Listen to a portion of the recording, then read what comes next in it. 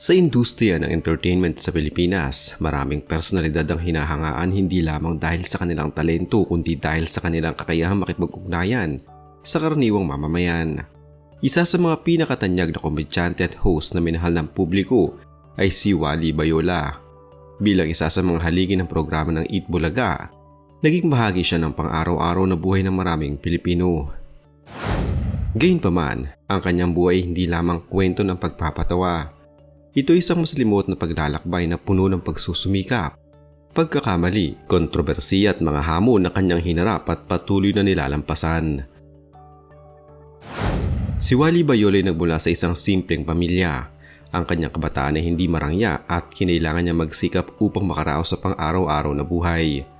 Bago pa man siya makilala sa telebisyon, nagtrabaho siya bilang utility worker at production assistant. Sa ganitong trabaho, hindi siya agad nakikita sa kamera, ngunit dito niya natutunan ang mahalagang aspeto ng produksyon. Sa likod ng kamera, unti-unti niyang hinubog ang kanyang sarili at pinagyaman ang kanyang kakayahan sa pagpapatawa. Sa kanyang pananatili sa industriya bilang isang simpleng manggagawa, napansin ng kanyang mga kasamahan ang kanyang likas na talento sa komedya. Hindi man siya agad nabigyan ng malalaking oportunidad, ang kanyang sipag at kakayahang magpatawa ang naging daan upang siya ay mapansin. Unti-unti siyang nabigyan ng pagkakataon na lumabas sa telebisyon, partikular sa Eat Bulaga, kung saan nagsimula siya sa maliliit na papel. Ang kanyang pag-angat sa showbiz ay hindi madali. Dumaan siya sa maraming pagsubok at unti-unting pag-akyat. Ang kanyang pagiging regular na bahagi ng Eat Bulaga ang naging pinakamalaking turning point sa kanyang karera. Dito niya nakasama ang mga batikang personalidad tulad ni Vic Soto at Joey De Leon. Sa kabila ng kanilang karanasan, nagawa niya makipagsabayan at makilala bilang isang mahusay na komedyante. Isa sa mga segment na nagpatibay sa kanyang pangalan ay ang One for All for One, kung saan ipinakita niya ang kanyang kakayahan sa improvisation at pakikipag-ugnayan sa masa. Dahil dito, lalo siyang minahal ng publiko at naging isa sa mga pangunahing mukha ng programa. Sa kanyang personal na buhay, si Wally kilala bilang isang pribadong tao. Meron siyang pamilya na kanyang pinahalagahan bago pa man ang kanyang kasikatan. Gayunpaman, ang kanyang buhay ay hindi naging perpekto. Noong taong 2013, isang malaking kontrobersiya ang yumanik sa kanyang karera. Ang video scandal na kinasangkutan niya at ni Yosh Rivera. Ang naturang video ay kumalat sa internet at nagdulot ng matinding reaksyon mula sa publiko. Noong taon na iyon, ay naging malaking sentro siya ng kontrobersiya sa mundo ng showbiz. Ang pribadong video na kumalat ay kinasangkutan niya at ng EB-Babe dancer na si Yosh Rivera. Ang insidenteng ito ay nagdulot hindi lamang ng matinding dagok sa kanyang karera kundi pati na rin sa kanyang personal na buhay at pamilya. Matapos ang paglabas ng naturang video, pansamantalang nawala si Wally sa noontime show na Eat Bulaga. Sa mga panahong iyon, pinili niyang manahimik at umiwas sa publiko dahil sa takot, hiya at matinding emosyonal na epekto ng skandalo. Ayon sa kanyang mga pahayag noong taong 2014, halos hindi siya lumabas ng bahay at nawalan siya ng ganang kumain.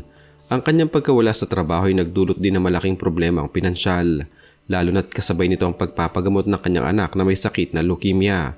Sa kabila ng sariling pinagdaraanan, higit na nakaapekto kay Wally ang kalagayan ng kanyang anak na sumasailalim sa chemotherapy. Malaki ang gastusin sa gamutan, kabilang ang libo-libong pisong halaga ng gamot araw-araw. Dahil dito, napilitan ng kanyang pamilya na gamitin ang kanilang ipon at humingi ng tulong sa mga kaibigan at kakilala.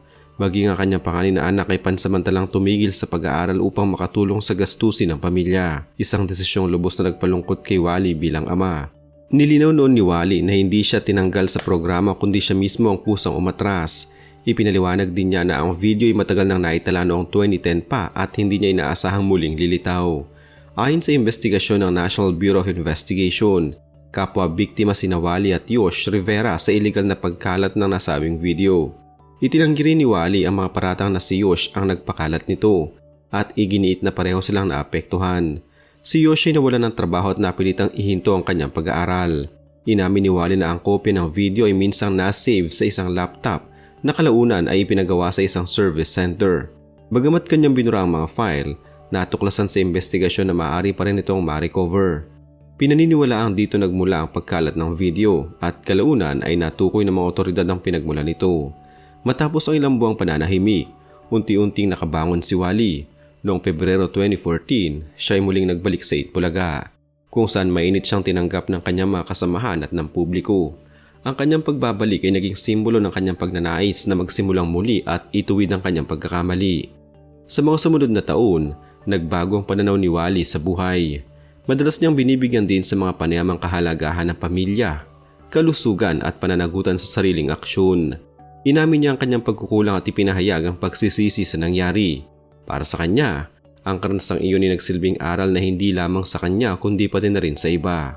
Samantala, ang kanyang asawa ay piniling manatiling pribado sa kabila ng kontrobersiya. Ngunit kinilala ni Wally ang kanyang asawa bilang isa sa kanyang pinakamalaking sandigan sa panahong iyon. Ang pagpapatawad at pananatili ng kanyang pamilya sa kanyang tabi ay naging mahalagang bahagi ng kanyang pagbangon. Tungkol naman kay Yosh Rivera, na natiling limitado ang impormasyon ukol sa kanyang kasalukuyang kalagayan matapos ang insidente. Gayunpaman, kinilala ni Wally na siya rin ay biktima ng pangyayari at hindi nararapat sisihin.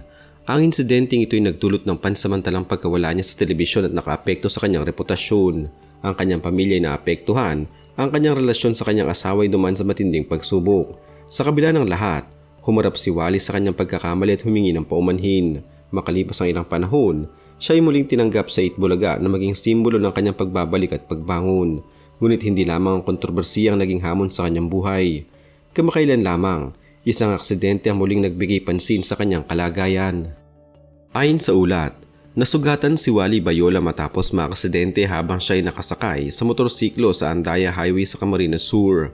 Ang insidente naganap habang siya ay papunta sana sa Naga City upang magbakasyon. Batay sa ulat, ang aksidente ay sanhi ng isang lubak sa kalsada.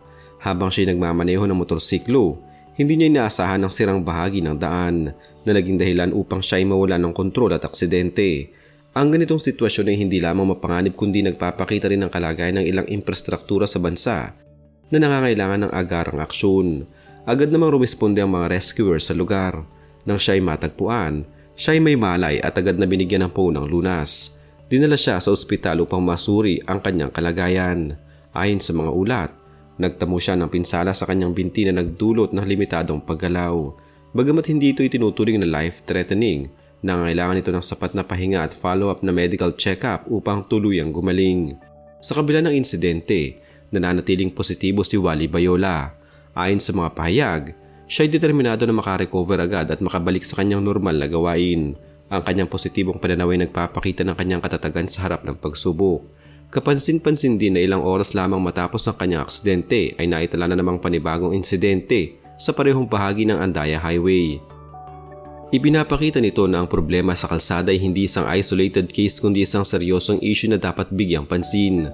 Matatandaan din na kamakailan lamang ibinisita ng Department of Public Works and Highways ang nasabing lugar matapos makatanggap ng mga reklamo tungkol sa mga lubak at sirang bahagi ng kalsada.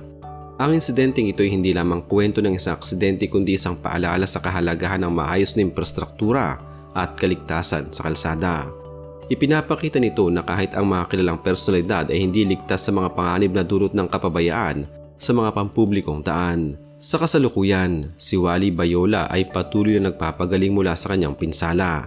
Bagamat limitado ang kanyang galaw, inaasahan na siya ay tuloy ang makakarecover sa tulong ng tamang gamutan.